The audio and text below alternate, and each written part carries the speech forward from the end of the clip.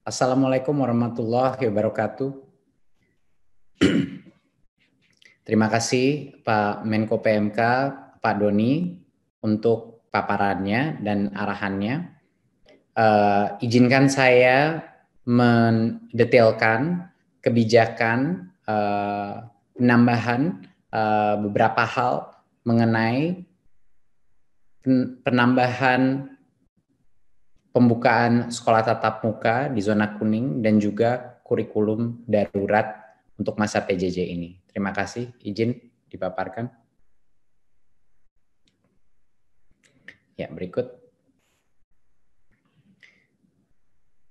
Ya, seperti yang kita tahu, situasi di masa PJJ ini sangat sulit. Begitu banyak tantangan yang dihadapi. Kita banyak sekali guru yang kesulitan mengelola PJJ dan banyak yang juga terbeban dengan harus melakukan penuntasan kurikulum.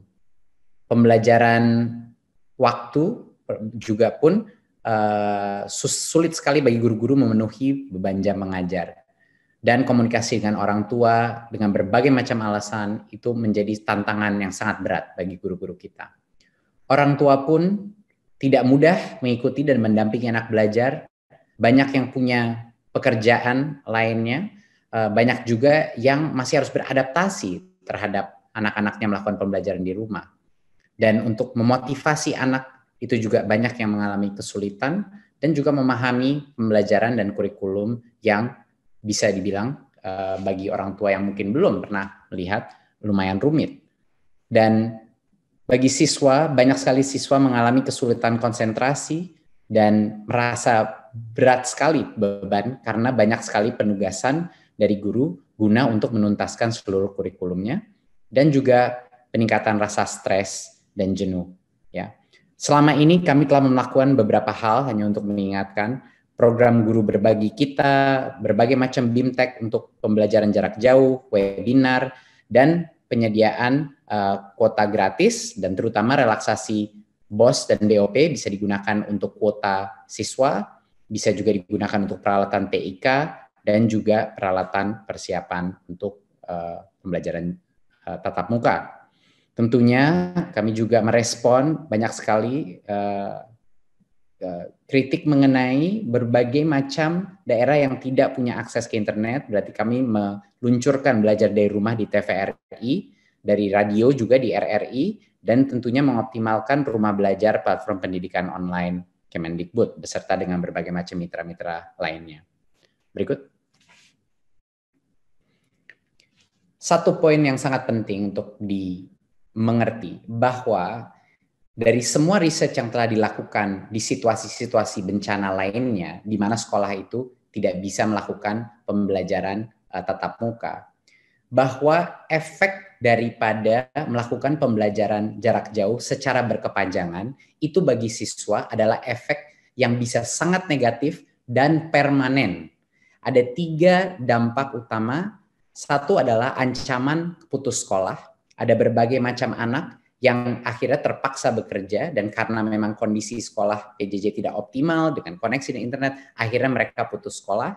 Dan juga kemungkinan beberapa persepsi orang tua juga berubah mengenai peran sekolah dalam proses pembelajaran yang tidak optimal, sehingga ancaman putus sekolah ini sesuatu yang real dan bisa berdampak seumur hidup bagi anak-anak kita. Kedua adalah penurunan capaian pelajar. Kita sudah tahu bahwa PJJ itu tidak optimal dari sisi pencapaian pelajar. Dan kesenjangan kualitas antara yang punya akses ke teknologi dan yang tidak itu menjadi semakin besar. Dan kita beresiko mempunyai generasi dengan learning loss generation, di mana akan ada dampak permanen terhadap generasi kita, terutama bagi yang lebih muda, jenjang-jenjang lebih muda. Dan tentunya banyak sekali keluar riset mengenai peningkatan kekerasan pada anak dan resiko psikososial, ya, dengan stres di dalam rumah, tidak bisa keluar, tidak bertemu temannya, dan lain-lain. Jadi dampak psikologis, dampak masa depan anak-anak kita untuk untuk melakukan PJJ secara berkepanjangan ini real. Berikut. Itulah alasannya kenapa kita harus punya dua prinsip kebijakan pendidikan di masa pandemi COVID-19, di mana 4 kementerian ini sepakat bahwa ada prinsip kesehatan dan keselamatan yang harus kita prioritaskan senantiasa. Tapi juga ada prinsip kedua, yaitu apa yang terbaik untuk anak-anak kita dan masa depan generasi penerus bangsa kita juga harus menjadi pertimbangan. Karena efek daripada bagi yang tidak bisa melakukan pembelajaran jarak jauh juga sangat sangat negatif dan sangat permanen bagi anak-anak generasi kita. Jadinya tidak boleh kebijakan pemerintah itu dimensional, hanya satu dimensi saja, tapi juga harus mementingkan apa yang terbaik untuk masa depan anak kita juga. Berikut. Untuk mengantisipasi semua konsekuensi negatif ini, kami beserta 3 kementerian lainnya mengimplementasikan perluasan. Yang pertama adalah ada 2 hal. Pertama adalah perluasan pembelajaran tatap muka untuk yang zona kuning.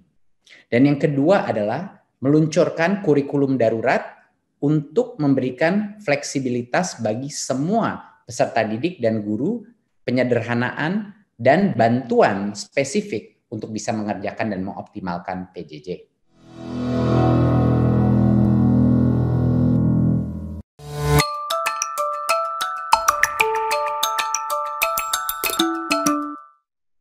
Mari kita masuk sekarang kepada perluasan pembelajaran tatap muka untuk zona kuning. Yang tadinya hanya zona hijau, sekarang ke zona kuning. Nah, artinya ada sekitar 43% daripada peserta didik kita di dalam zona hijau dan kuning. Dan banyak sekali mayoritas daripada daerah tertinggal dan terluar di Indonesia ada di zona hijau dan kuning. Untuk itu kita akan merevisi SKB untuk memperbolehkan, ya, itu kata kuncinya, memperbolehkan, bukan memaksakan, memperbolehkan pembelajaran tatap muka dengan mengikuti protokol kesehatan yang ketat. Dan semua data mengenai zonasi kuning, hijau, dan lain itu berdasarkan data satuan tugas Satgas Nasional COVID-19. Jadinya ini yang menentukan dan mengkategorikan itu semua dari gugus tugas, bukan di Kemendikbud. Tapi kita merancu kepada standar kesehatan dan monitoring program COVID yang ada di gugus tugas. Ya. Jadi untuk diperjelas, bagi yang zona merah dan zona oranye tetap dilarang melakukan pembelajaran tatap muka di satuan pendidikan. Mereka melanjutkan belajar dari rumah. Tapi untuk zona hijau dan kuning diperbolehkan, bukan dimandatkan, bukan dipaksakan, tapi diperbolehkan kalau berkenan untuk melakukan pembelajaran tatap muka, tapi tentunya dengan protokol-protokol yang akan saya diskusikan berikutnya. Berikut. Ya. Walaupun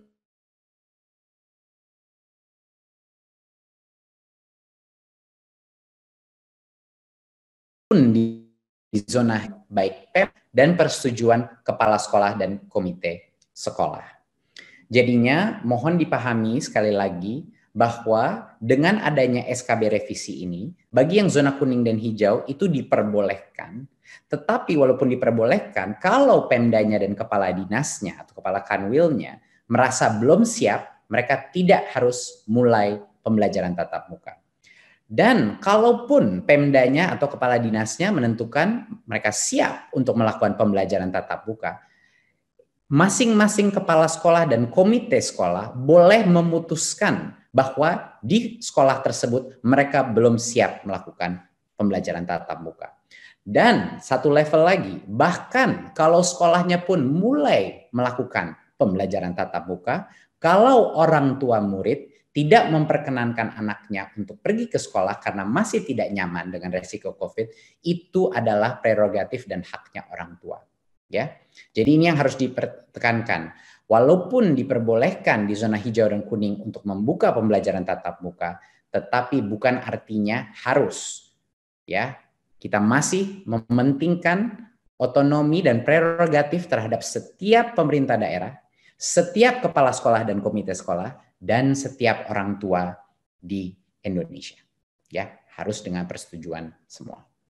Berikut.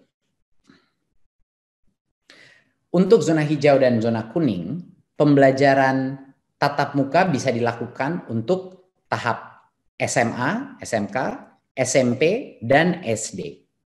Untuk PAUD hanya bisa dilakukan 2 bulan setelah mulainya implementasi tatap muka tersebut. Jadi kami memilih untuk menunda PAUD karena protokol kesehatan di level PAUD resikonya lebih sulit untuk melaksanakan protokol kesehatan dengan anak umur TK.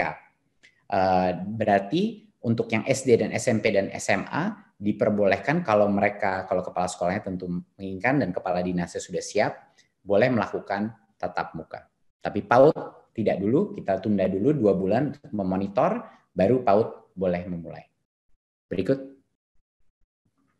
Untuk madrasah dan sekolah berasrama di zona hijau dan kuning, pembukaan dilakukan secara bertahap. Kita lebih hati-hati dengan madrasah dan sekolah berasrama. Kita ada masa transisi selama 2 bulan pertama, baru kita akan melakukan implementasi kebiasaan baru. Ya, jadinya ini adalah untuk madrasah dan sekolah berasrama. Ada masa transisinya. Berikut. Dan untuk SMK, sama yang kita lakukan di perguruan tinggi. SMK di semua zona maupun perguruan tinggi di semua zona boleh melakukan pembelajaran praktik di lingkungan sekolah. Bukan pembelajaran teori, ya, hanya pelajaran praktik, yaitu pelajaran produktif yang harus menggunakan mesin-mesin, tapi dengan protokol kesehatan yang diperketatkan.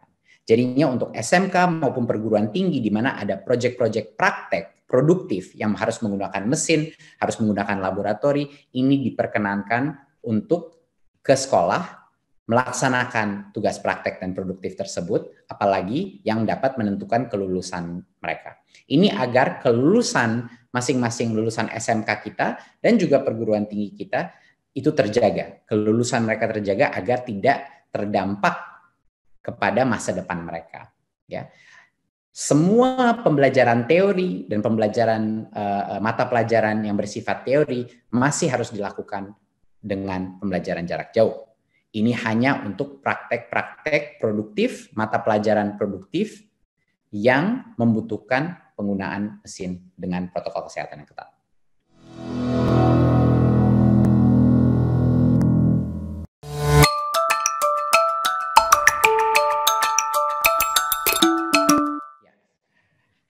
Ini mengulang lagi kemarin seperti yang kita lakukan di zona hijau. Apa saja pada saat melakukan pembukaan pembelajaran tatap muka, apa saja standar protokol? Banyak yang mungkin mengira bahwa dengan adanya pembelajaran tatap muka itu seperti sekolah normal lagi. Ini tidak benar sama sekali. Sangat berbeda situasi sekolah yang buka tatap muka dengan sekolah biasa pada masa pra-pandemi. Contohnya, untuk pendidikan dasar dan menengah, semua kelas harus maksimal 18 peserta didik di dalam kelas, yang biasanya sampai 36. Jadi kapasitasnya itu maksimal 50% untuk semua pendidikan dasar dan menengah. Dengan jarak minimal 1,5 meter dari satu bangku ke bangku yang lainnya. Untuk SLB sama standarnya tapi maksimum 5 peserta didik per kelas, dan untuk PAUD yang nanti dengan 2 bulan ke depan setelah itu maksimal hanya 5 peserta didik di dalam kelas. Jadinya bahkan kalau sekolah dan Pemdanya sudah siap untuk membuka sekolah, pada saat mereka melakukan itu kapasitas itu harus dilakukan mau tidak mau dengan cara shifting, dan kapasitas diturunkan secara dramatis. Terutama untuk SD, SMP, dan SMA itu 50%. Jadi mereka harus melakukan sistem rotasi. Dan bukan hanya itu saja, tapi berikut. Perilaku wajib yang harus dilakukan, semua harus menggunakan masker. Masker kain non medis, ya, harus melakukan protokol cuci tangan dan atau hand sanitizer, dan tentunya menjaga jarak minimal 1,5 meter, tidak melakukan kontak fisik. Nah, dan juga ada ketetapan bahwa semua warga yang punya mengidap komorbiditas tidak diperkenankan untuk kembali dulu ke sekolah. Ya, dan bagi yang memiliki gejala COVID-19 dalam keluarga juga peserta didik maupun pendidik tidak boleh diperkenankan masuk sekolah. Semua aktivitas yang pra-pandemi itu ada, misalnya berkumpul di kantin, melakukan kegiatan olahraga dan ekstrakurikuler, dan berbagai macam kegiatan lainnya tidak diperkenankan pada saat ini. Jadi walaupun melakukan pembelajaran tatap muka, tetapi tidak ada aktivitas-aktivitas sosialisasi, perkumpulan antara rombel tidak diperkenankan di dalam sekolah. Berikut. Dan kepala sekolah wajib melakukan pengisian daftar checklist. Ini adalah checklist yang kami juga dapatkan dari Kemenkes, standar Kemenkes dan gugus tugas untuk checklist kesiapan melakukan pembelajaran tatap muka. Nomor 1 adalah kesediaan sarana sanitasi dan kebersihan. Nomor 2 adalah kemampuan mengakses fasilitas layanan kesehatan. Ketiga, kesiapan menerapkan wajib masker. Keempat, memiliki termogan untuk mendeteksi suhu tubuh. Kelima, adalah untuk memetakan warga satuan pendidikan yang tidak boleh melakukan kegiatan di satu pendidikan, ya, siapa yang belum boleh kembali ke sekolah. Dan yang keenam adalah kesepakatan beserta komite satuan pendidikan, yaitu komite dengan orang tua, bahwa mereka akan melakukan pembelajaran tatap muka. Seperti yang jelas seperti ini standar Kementerian Kesehatan, kami menggunakan standar mereka. Jadi tidak begitu mudah, bahkan kalau untuk area yang ingin melakukan tatap muka, standarnya sangat ketat dan mereka harus memenuhi checklist ini dan harus dimonitor oleh Pemda untuk memastikan mereka melaksanakan checklist ini sebelum melakukan pembelajaran tatap muka. Berikut. Implementasi dan evaluasi pembelajaran tatap muka adalah tanggung jawabnya pemerintah daerah yang didukung oleh pemerintah pusat. Ini sangat penting bahwa semua elemen dinas pendidikan, kesehatan, beserta dengan kepala satuan pendidikan, para kepala sekolah, agar terus berkoordinasi dengan Satuan Tugas Percepatan, dengan Satgas COVID-19 untuk memantau tingkat resiko COVID-19 daerah. Karena ini haknya Pemda untuk sekarang membuka pembelajaran tatap muka, ini juga tanggung jawabnya Pemda untuk memastikan bahwa implementasinya dan evaluasinya dilakukan secara efektif, dan kami di pemerintah pusat siap mendukung dengan berbagai macam bantuan yang dibutuhkan, baik dari sisi kebijakan, baik dari sisi anggaran dan lain-lain. Ya, tapi harap dimengerti bahwa hak mau buka tatap muka sekolah apa tidak itu ada di Pemda, ada di kepala sekolah, dan bahkan untuk masing-masing peserta didik ada juga di masing-masing orang tua. Itu adalah hak mereka untuk menolak berpartisipasi di dalam pembelajaran tatap muka. Dan jangan dilupakan bahwa kalau indikasi zonanya berubah, misalnya ke oranye ataupun merah, satuan pendidikan wajib ditutup kembali. Ya. Kalau zonanya berubah statusnya, satuan pendidikan wajib ditutup kembali.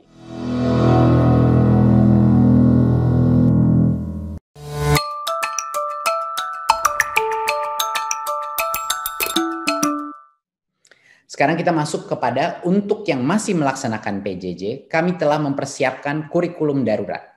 Berikut. Untuk jenjang PAUD, SD, SMP, dan SMA, SMK, kami telah menyusun kurikulum darurat, yaitu penyederhanaan kompetensi dasar yang ditunggu-tunggu guru. Ini adalah untuk semua jenjang, ya, terutama untuk SD, SMP, SMA, SMK. Dan untuk membantu bagi yang jenjang lebih muda, yang lebih potensi terdampak lebih negatif dengan adanya PJJ, yaitu yang lebih muda jenjangnya, SD dan PAUD, Kemdikbud menyediakan modul pembelajaran spesifik khusus untuk PAUD dan SD dan berisi panduan untuk guru, pendamping yaitu orang tua atau wali, dan siswa. Jadinya ada dua komponen daripada kurikulum darurat ini. Yang pertama adalah penyederhanaan secara masif kompetensi dasar dan standar pencapaian, dan yang kedua adalah modul belajar spesifik yang bisa dilakukan di dalam rumah untuk jenjang SD dan PAUD. Berikut. Kurikulum darurat itu yang sebenarnya sudah lama ditunggu oleh guru-guru adalah penyederhanaan kompetensi dasar yang mengacu kepada kurikulum 2013. Kurikulum darurat ini mengurangi secara dramatis kompetensi dasar untuk setiap mata pelajaran sehingga fokus kepada kompetensi yang esensial dan kompetensi yang menjadi prasyarat untuk kelanjutan pembelajaran ke tingkat selanjutnya. Jadi ini membiarkan para guru untuk benar-benar memfokus kepada apa yang esensial, jadinya bukan melebar tapi mendalam. Ya. Dan pelaksanaan kurikulum ini berlaku sampai akhir tahun ajaran. Nah, ingin saya tekankan bahwa satuan pendidikan tidak wajib mengikuti kurikulum darurat ini. Mereka boleh, kalau masih merasa nyaman menggunakan kurikulum nasional 2013, silahkan. Tapi bagi yang membutuhkan kurikulum dengan standar pencapaian dan kompetensi dasar yang lebih sederhana, diperbolehkan menggunakan kurikulum darurat. Dan bagi sekolah-sekolah yang sudah melakukan penyederhanaan kurikulum secara mandiri, jangan khawatir, opsi untuk melakukan penyederhanaan secara mandiri itu masih diperbolehkan dan masih diperkenankan. Ya, jadi kita fokus kepada yang poin 2 ini sekarang. Bagaimana menggunakan kurikulum darurat ini sebenarnya apa? Jadi ini suatu opsi bagi sekolah.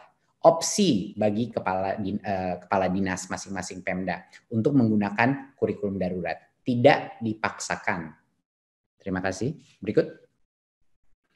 Nah, ini sekedar ilustrasi beberapa contoh kompetensi-kompetensi dasar per mata pelajaran. Ini mohon diingat, ini bukan semua mata pelajaran, masih ada lagi mata pelajaran tapi tidak muat di dalam slide ini.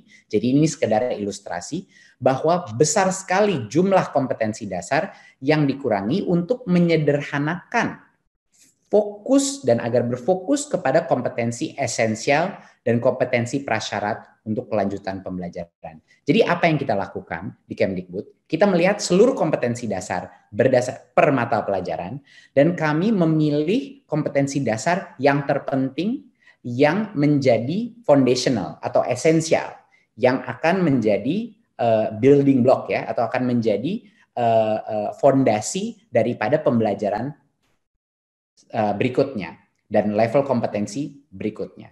Dan ini adalah juga kompetensi-kompetensi yang sangat penting untuk memenuhi prasyarat untuk maju ke tahap berikutnya. Jadinya ini bukannya kurikulum itu dijadikan kurikulum yang lebih tidak baik atau yang tidak terstandar, bukan. Ini kita memilih kompetensi-kompetensi dasar yang terpenting dan memfokuskan dan memberikan hak untuk guru untuk fokus kepada kompetensi-kompetensi itu sehingga di masa yang sangat menantang ini mereka bisa berfokus untuk mendalami kompetensi terpenting dan bukan melebar tapi tidak ada yang menetas. Jadi lebih baik kita mendalami yang esensial daripada semuanya harus tuntas kompetensi dasar tapi tidak ada yang tercapai dengan cara yang benar. Berikut. Dampaknya apa kurikulum darurat ini? Yang kami harapkan adalah bagi guru tersedianya acuan kurikulum yang sederhana. Saya terus berbicara dengan berbagai macam guru di daerah dan kepala sekolah di daerah dan mereka selalu menyebut bahwa mereka menginginkan penyederhanaan kurikulum sehingga mereka bisa diberikan kepercayaan diri untuk fokus kepada hal-hal yang esensial, hal-hal yang lebih menarik untuk siswa dan juga yang benar-benar kontekstual ya. Jadi ini memberikan kesempatan bagi guru-guru untuk tidak fokus kemana-mana. Kalau semuanya harus jadi fokus, artinya tidak ada fokus. Jadi kita harus memilih dan kesejahteraan psikososial guru bisa meningkat. Siswa pun harapan kami adalah siswa tidak dibebani tuntutan untuk menuntaskan semua capaian kurikulum. Yang sampai ini komplain yang saya terima dari begitu banyak orang tua bahwa dikirimin PR anaknya selalu, apalagi kalau orang tua itu punya 3 anak di 3 jenjang yang berbeda, semuanya harus menyelesaikan tugas yang tidak ada selesai-selesainya gitu dengan bimbingan yang minim. Tapi juga ini adalah disebabkan dengan harus menuntaskan seluruh kurikulum dan guru-guru tidak diberikan kepercayaan diri untuk memilih kompetensi pencapaian yang lebih esensial. Dan tentunya psikososial siswa harapan kami akan meningkat dan ini akan menyederhanakan kehidupan mereka. Dan bagi orang tua pun sama, untuk mempermudah pendampingan pembelajaran di rumah dan juga menenteramkan situasi atau kondisi yang sangat sulit ini di rumah tangganya. Ya.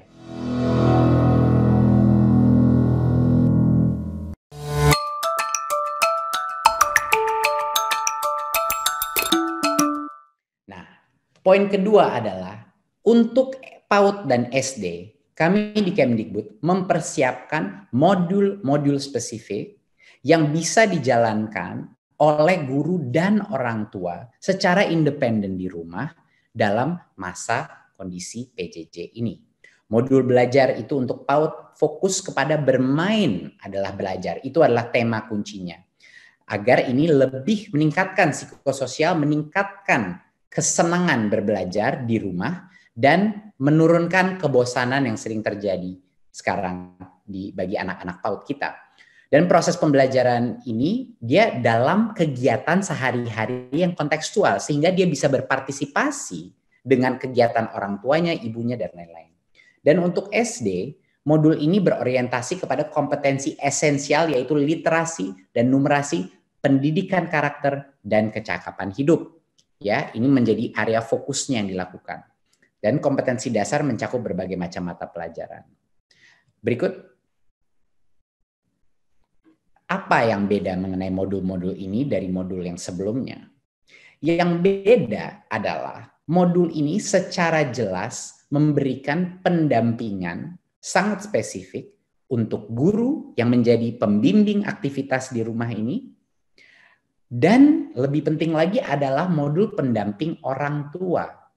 Ini memberikan instruksi jelas bagaimana orang tua bisa melakukan berbagai macam aktivitas ini secara detail dengan anaknya dan bagaimana caranya berinteraksi dengan guru dan lain-lain. Dan untuk siswa diberikan penjelasan dengan cara yang sangat mudah aktivitas apa saja yang bisa dilakukan siswa di dalam konteks rumahnya. Jadinya yang beda adalah ini konteksnya aktivitas yang bisa dilakukan di rumah. Dengan yang kedua adalah pendampingan orang tua, jelas dan spesifik apa perannya orang tua dan apa yang harus dilakukan orang tua. Dan juga interaksi bagi guru menjadi sangat mudah. Jadi untuk berbagai macam guru SD yang telah memilih untuk melakukan kurikulum darurat, jika mereka mengikuti modul-modul yang sudah disiapkan ini, itu mereka bisa dengan percaya diri, bisa membilang bahwa mereka telah memenuhi semua kebutuhan regulasi di masa kurikulum kita. Jadinya mereka diberikan kepastian kalau mengikuti dengan modul-modul ini, guru-guru itu melakukan hal yang benar dan legal dari sisi compliance, dari sisi regulasi dan administrasi. Berikut.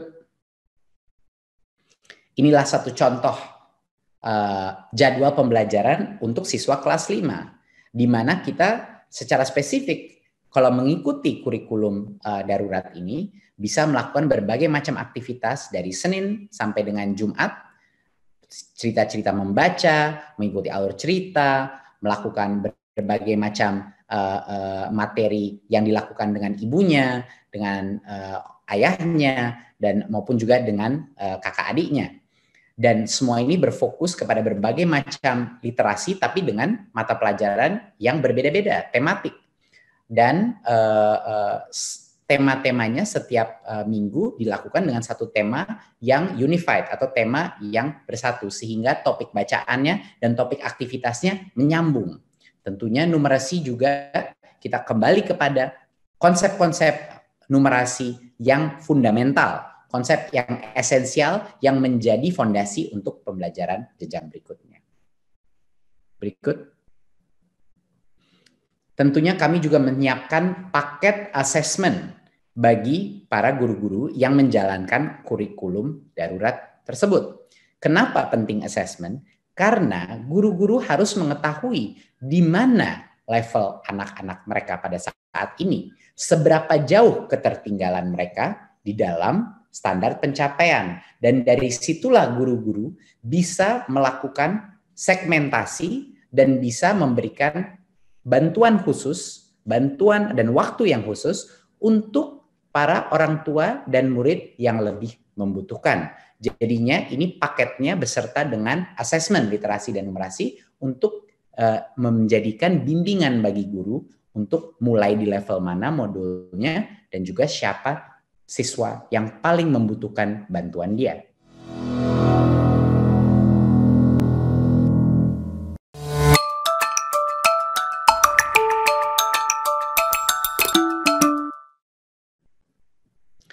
Untuk mendukung kesuksesan ini di masa pembelajaran di masa pandemi COVID-19, pemerintah juga melakukan relaksasi peraturan untuk guru.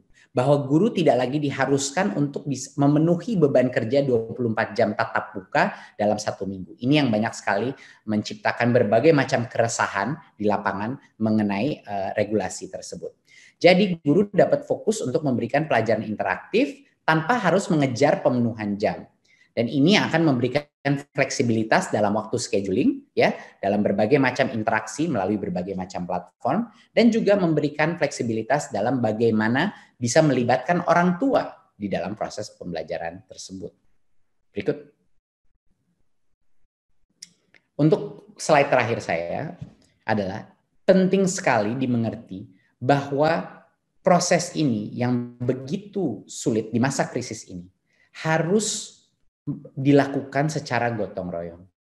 Semua pihak, orang tua, guru, sekolah, pemerintah, layanan kesehatan, dan masyarakat sipil harus bergotong royong untuk memastikan bahwa anak-anak kita ini masih belajar, ya, masih melakukan pembelajaran. Tentunya tidak bisa 100% optimal, tapi ini membutuhkan benar-benar partisipasi masyarakat.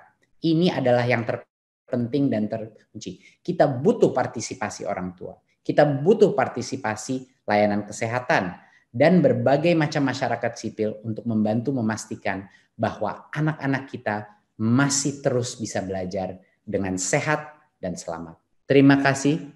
Assalamualaikum warahmatullahi wabarakatuh.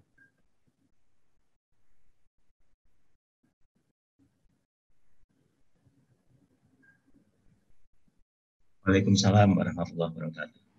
Terima kasih Mas Menteri atas penjelasannya mengenai penyesuaian kebijakan dalam SKB dan juga mengenai kurikulum khusus masa darurat. Selanjutnya ada beberapa pertanyaan dari awak media, mohon Mas Menteri bisa menjawab. Pertama dari jurnas.com yang menanyakan sampai kapan kurikulum darurat ini akan diberlakukan, kemudian bagaimana menjamin transisi kurikulum bisa berjalan mulus. Silakan Mas. Baik, terima kasih. Kurikulum ini sesuai dengan Permendikbud kita akan selama 1 tahun ajaran ke depan ini, ya. Dan kami akan senantiasa melakukan monitoring dan evaluasi untuk melihat apa yang bisa kita mungkin sempurnakan secara bertahap di kurikulum ini. Jadinya kesinambungan sebenarnya tidak ada perubahan. Nah, ini mohon dipahami. Ini adalah sebenarnya kurikulum 2013. Tidak ada perubahan kurikulumnya, tapi ada penyederhanaan. Ada perampingan dari kompetensi dasar yang tadinya banyak sekali menjadi jauh lebih ramping dan fokus kepada yang esensial. Jadinya inilah untuk menjawab pertanyaan mengenai kesinambungan.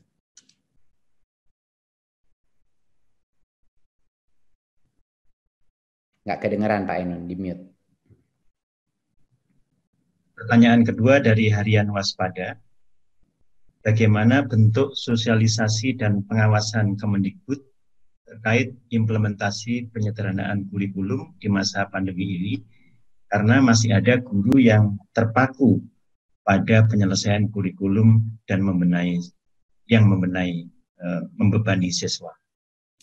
Ya, inilah alasannya kenapa kita membutuhkan suatu ketentuan yang lebih kuat, yaitu dengan Permendikbud yang lebih formal.